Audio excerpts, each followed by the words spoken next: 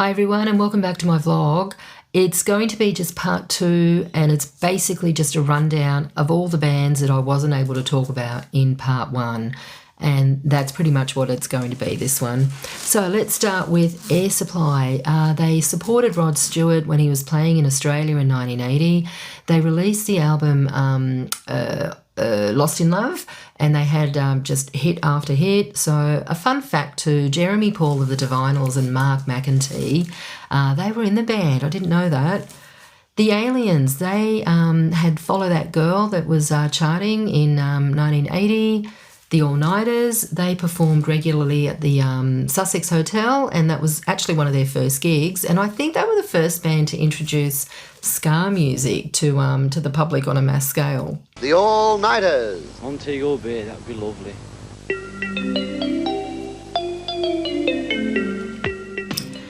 Billy Thorpe, he released Time Traveller this year, and I know that he did live over in America for a while, but he did return to Australia and just, had amazing performances. Brian Cadd, fabulous singer and songwriter. He had his bands, he did solo stuff, and in 1980 he actually toured France with Johnny Halliday. Broderick Smith, he'd been with the Dingoes who split in 1979, and he did front some other bands, and the main one was Big Combo. Buffalo was a great band. They predated a lot of the hard rock bands like AC/DC and the Angels. In 1980, Vertigo Records released Buffalo Rock Legends. Great band, and Dave Tice to this day is still performing. There's a song we'd like to do for you, which we just sort of finished writing.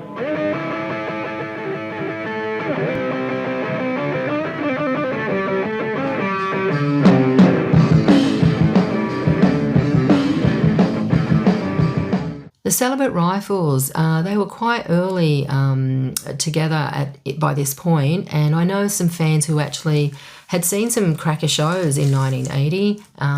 So they hadn't had any albums released yet though. The Wonderful Cheetah, the song Spend the Night, that was a big hit, and I think they broke up in 1984. The Choir Boys, they were actually called Girls High in 1980, and I actually found a Bondi Lifesaver poster advertising their gig.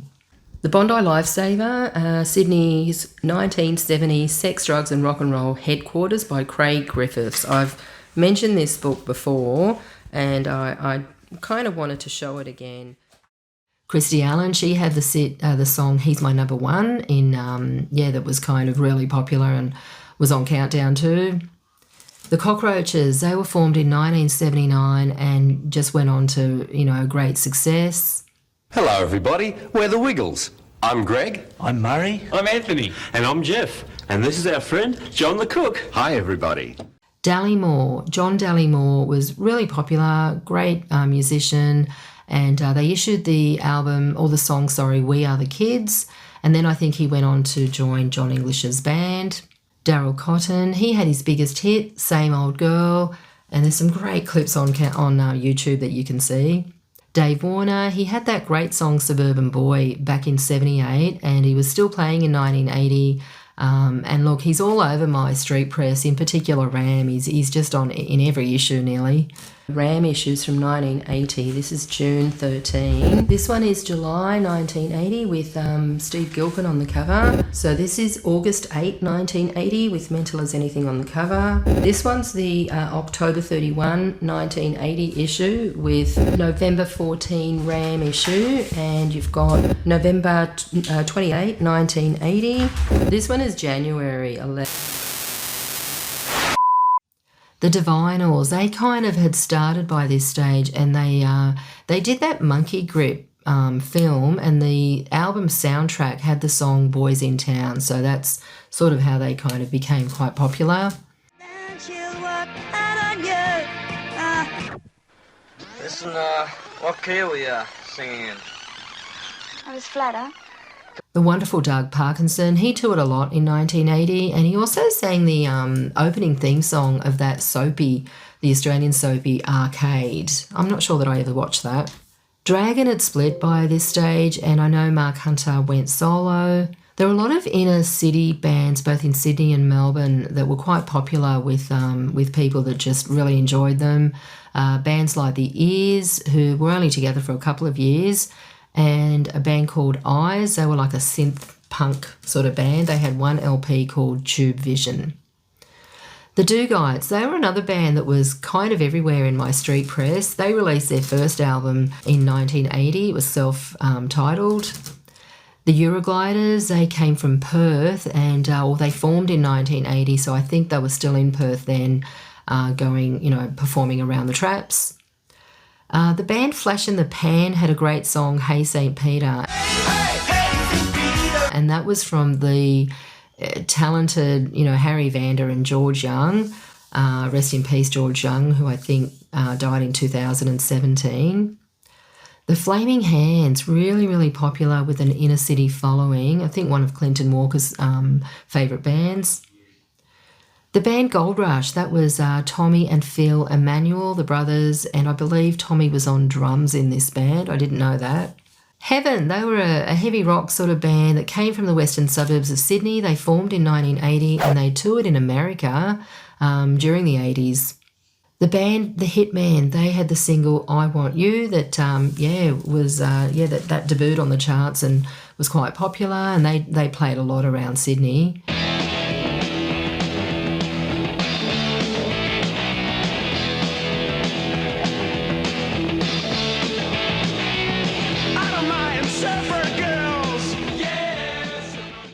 The Hoodoo Gurus, they actually formed in late 1980. They were called Les Hoodoo Gurus, and I know Dave Faulkner was in the Victims, who were over in Perth. Jeff Duff, he was a lead singer of Kush, who were around in the mid-70s, and he moved to London, but he was still performing in 1980. The Introverts, they had a residency at the Sussex Hotel in Sydney for much of 1980.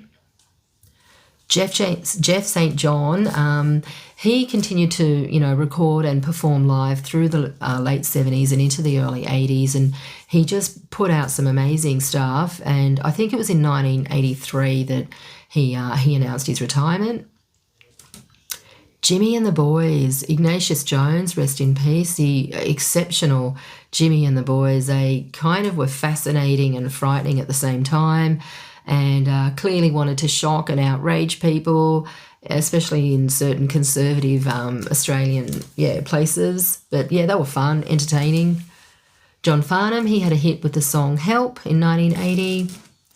John Paul Young, he'd enjoyed an incredible 4-year run at the top in the late 70s, and by 1980, him and his band, the All-Stars, they'd sort of changed and split from Albert, so that kind of went different ways. Jojo Zepp and the Falcons, another band that with Joe Camilleri was just everywhere in my street press mags. I see him everywhere, and very popular from Melbourne, and just a fantastic band. Kevin Borridge, he began with the La-Di-Dahs, high energy guitar, 30, 40 years playing around town, just wowing audiences. He's still fantastic. Little River Band, they released live in America, and there's a great clip that I found live in Chicago in YouTube with the song Reminiscing. What an amazing song.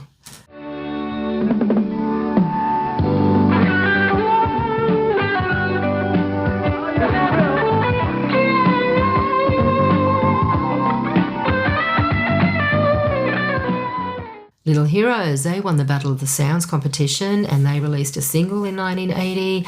The Lime Spiders, they formed in 1979, and they had their debut gig at the Southern Cross Hotel. The Lipstick Killers, they kind of came from two of Sydney's most notorious late 1970s punk bands, Psychosurgeons and Filth. Fabulous band apparently, and they broke up in 1982.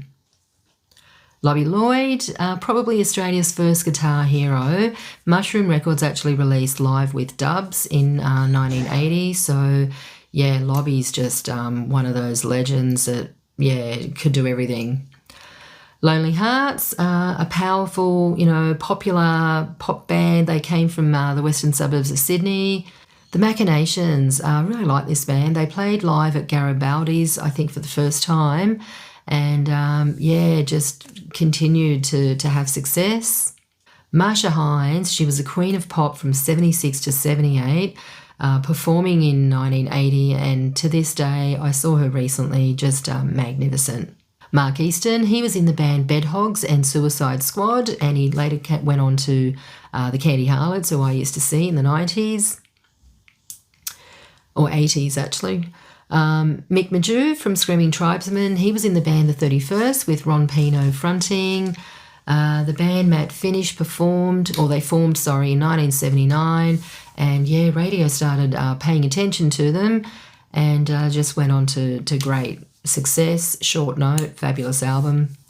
Max Merritt, he broke up his Meteors in 1976, but he was still playing during 1980. The Wonderful Mental as Anything, they had a Thursday night residency at the Civic Hotel in Sydney, and they had the hits Come Around and Romeo and Juliet. The always entertaining Mother Goose, they had the hit Don't Believe in Fairy Tales, and that apparently charted. I'm not sure I've heard it, but yeah, fabulous, entertaining, fun band Mother Goose. I had a girl from a midsummer's dream. The band Outline, they were pretty popular. They formed in 1979, and they had the song The Cicada That Ate Five Doc.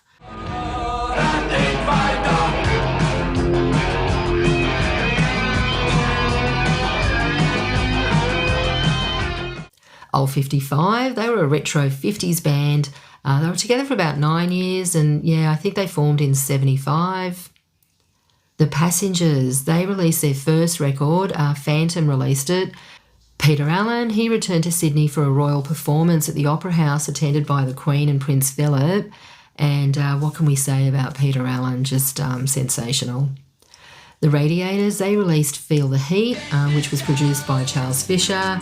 Yeah, still going strong. The Reels, a fun pop band that probably should have been bigger, and they just do the most amazing covers, originally from Dubbo. Renee Gayer, in 1980, she was regularly performing. She'd been overseas, and in Australia was just really popular with so many people. Wonderful Renee Gayer. The Riptides, they were one of the biggest pub acts of the day. Mark Callahan, the singer, went on to play with Gangajang. The Saints, look, in 1980, technically it was really only Chris Bailey and I think Ivor Hay, or did he leave? Anyway, they played around, as did the Laughing Clowns with Ed Cooper. Sardine, they formed in 1980 by Ian Ryland and his ex-wife Stephanie. They had their first gig at the Rock Garden venue in Sydney. Sherbet, they had their 8th album out called The Skill, and I think this was kind of the beginning of the end for Sherbet. They call themselves Sherbs too. Sharon O'Neill, I love her. She's a New Zealand singer-songwriter. She had the hit How Do You Talk to Boys this particular year. The band The Singles, they had a really strong following in inner city Sydney. Secret, they were really popular in Melbourne and Sydney, inner city kind of areas, places like the Grand Hotel and the Crystal Ballroom in St Kilda. Skyhawks, they had their last gig in Kalgoorlie in WA in 1980. Spy vs Spy, they got together in 1980 at the Sussex Hotel. Apparently the manager asked them to fill in for a band who couldn't make it. Wow, how good was that? The Wonderful Stars. Sadly, Andy Durant passed, and Mal Eastick actually put together with a wonderful array of musicians the Andy Durant Memorial Concert, and you can actually buy that on album as well. Stevie Wright. Look, in November 79, Stevie was in rehab, or he came out of rehab, and then he performed at this Concert of the Decade where Mushroom actually issued that album in 1980, and it was just this amazing show-stopping performance, especially when he sings Evie, just magnificent. Supernaut, they had the hit I Like It Both Ways. It was in 76 when it was huge. They disbanded in 1980. Swanee had his debut album Into the Night.